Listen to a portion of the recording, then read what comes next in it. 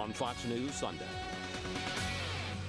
And hello again from Fox News in Washington. As you may have heard by now, President Obama decided to do 5 Sunday shows today, but the White House made it clear they had no interest in talking to us. We'll have more on that later. But first, the nation's biggest community organizing group, known as ACORN, was caught in a hidden camera sting, then saw both houses of Congress vote to cut federal funding. We're joined today by ACORN's CEO, Bertha, and by one of its toughest critics, Congressman Darrell Issa, and we welcome both of you to Fox News Sunday. Thank you, Chris. Thank you. Ms. Lewis, when those videos of ACORN workers who were helping what they thought were a pimp and a prostitute first came out, you said the following, and let's put it up. We are their Willie Horton for 2009. We are the boogeyman for the right wing and its echo chamber. Now, the vast majority of Democrats in the House and the Senate have voted to cut funding for ACORN. Can you still say this is just about race and politics? Well, we are the largest community organization of low and moderate income folks, and mostly people of color. And of course, any organization is not entirely perfect.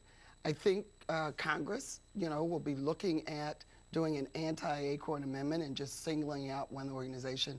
But we continue to make sure that all of our employees, if they're too stupid to understand that they are not reaching professional standards, we terminate them, and we actually make sure that, what we do internally is serving our constituents, 500,000 poor black and brown, Asian and white people in this country. So I was outraged by it. Everyone should be, and I can understand how the Congress was also. Well, Congressman Issa, it's not just the videos. In July, the Republican staff, your staff, on the government oversight and, or rather the House Committee on Oversight and Government Reforms, issued an 88-page report in which you charged the following. ACORN has committed investment fraud, deprived the public of its right to honest services, and engaged in a racketeering enterprise affecting interstate commerce. Briefly, explain why you think ACORN is a criminal organization.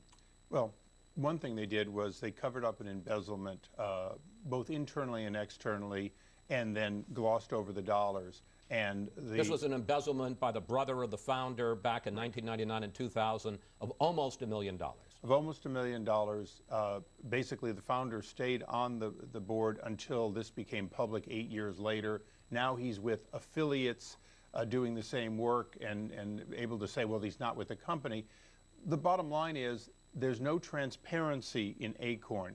Any charity that you would look at, and we've looked at them in our committee, it's a regular part of what we do, you normally find out who's paid what, where the money goes, what the collection costs are, and so on. Here we have literally hundreds of organizations tied under the ACORN umbrella, and you can't even find out what their incorporation is, whether they pay taxes, who makes what, or more importantly, whether corporations within the affiliates work in different areas, political fundraising, getting candidates elected, voter registration, other community activities, whether or not those monies are fungibly moved illegally.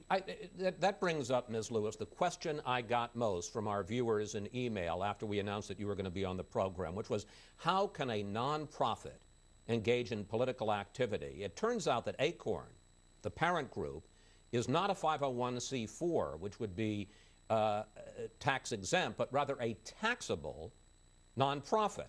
The Congressional Research Service says that you are the only taxable nonprofit that they could find in this entire country. Is that so that your various subsidiaries can get federal funds and act as nonprofits while your parent group can engage in political activity? We've made sure since I've become the CEO that affiliates have firewalls between them. I know that back last year, we were outraged that the board didn't know about the previous chief organizer's activities. I've completely overhauled all of our finances, all of our controls, and he was fired immediately, just as in this instance with these tapes. We terminated folks immediately. Under my watch and my leadership, I will make sure that we keep saving people's homes, making sure that people get paid good wages, and making sure that our corporate structure is above board. It is open. The R in ACORN stands for reform.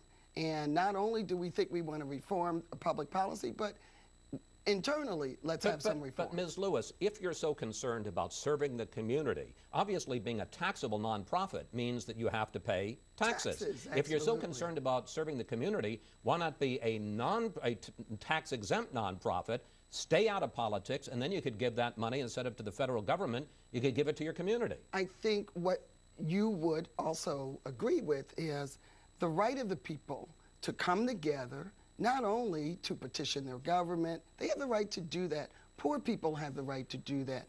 But you also need to be able to do lawful C3 activities, such as servicing the community, which we do. I think an organization can do both. Hundreds of organizations do the same thing that we do. We make sure that we service our 500,000 members. Congressman Issa? But, you know, in fairness, Bertha, I don't know of another organization structured the way you are, where they're both a political wing, if you will, of the Democratic Party and has close relations with the unions and takes federal dollars and takes charity money and does not disclose in a way in which anybody, your donors, the government, when they provide money, can actually get transparency. If you're going to change this, will you come before Chairman Towns, a man who, by the way, voted not to cut off your funding, and give the kind of disclosure to where the Government Oversight and Reform Committee can know that you are doing work with firewalls, as you say, so the American people know that their dollars don't end up doing political activities prohibited by law? Here's the question that we really should be asking. Well, no, answer his question, if you will. Here's the question that we really should be answering.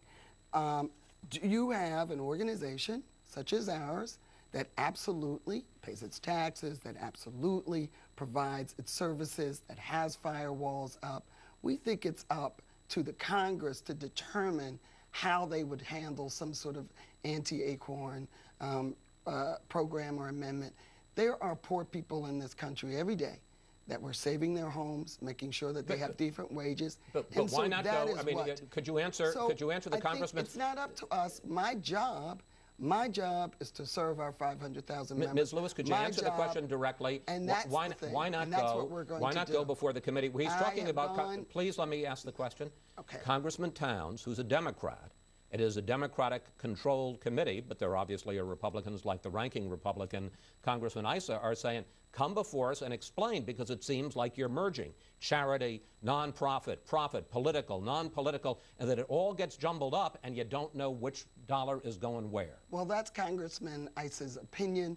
Again, anyone that asks us to come, we will do whatever we need to do to make sure that folks understand the work that we actually do and that we've been doing for 40 years. Bertha, we've been doing it well. Chris is asking a question. You're giving an answer that your own consul, Kingsley, said is not true. You don't have firewalls. That's an internal memo.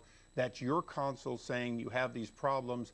And if you had those problems then, and for 40 years have had these problems, and the American people have put $53 million into your organization and countless other dollars of other state, local, and charity money, the question is, will you allow, at least looking back, a review of these things so that people can have a confidence that you have those in?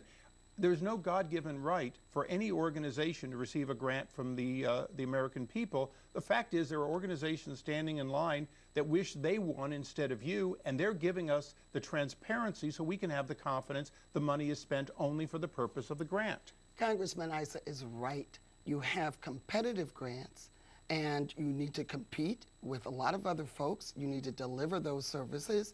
He's absolutely right. He's absolutely right that his staff, who repeatedly talked to the lawyers at Harman Kern that said we did an internal lawyer-client privilege confidential document that gave advice. Since I took over, I have overhauled the entire system. Well, wait, and we took our advice, and that's what we're doing. You say that you overhauled. You say you overhauled the whole system. Yes. There are the videos which have happened on your watch. Fox News Sunday.